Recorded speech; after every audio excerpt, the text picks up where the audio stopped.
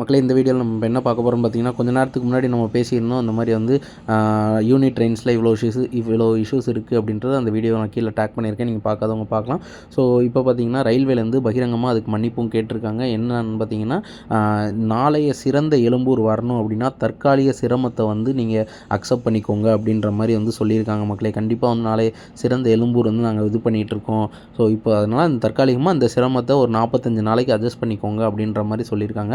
ஆனால் நம்மளால் நம்பவும் முடியாது. ஏன்னா நீங்கள் 45 நாள்னு சொல்லுவாங்க. திடீர்னு ஒரு 43வது நாள் இல்லை 40வது நாள் என்ன பண்ணுவாங்கன்னு பார்த்தீங்கன்னா, நாங்கள் இன்னொரு 40 நாள் இதை எக்ஸ்டெண்ட் பண்ணுறோம் அப்படின்ற மாதிரியும் சொல்கிறதுக்கான ஏகப்பட்ட வாய்ப்புகள் இருக்குது. இப்போ உங்கள் எல்லாருக்குமே தெரியும், நீங்கள் ஸ்பெஷல் ட்ரெயின்ஸ் வந்து ஒரு சர்டன் டைம் பீரியட் வரையும் இன்க்ரீஸ் பண்ணி எக்ஸ்டெண்ட் பண்ணி ரன் பண்ணுவாங்க. ஸோ திடீர்னு பார்த்தீங்கன்னா ஒரு மாதத்துக்கு முன்னாடி இந்த வண்டி இன்னொரு ஒரு வருஷத்துக்கு எக்ஸ்டெண்ட் பண்ணுறோன்னு சொல்லி மறுபடியும் ரன் பண்ணுவாங்க.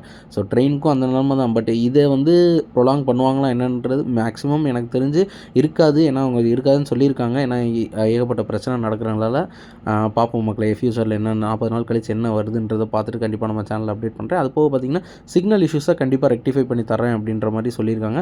அதேமாதிரி சிக்னல் இஷ்யூஸ் இப்போ ஓரளவு கம்மியாயிடுச்சுன்னு தான் நினைக்கிறேன் யூனிட் ட்ரெயின்ஸில்.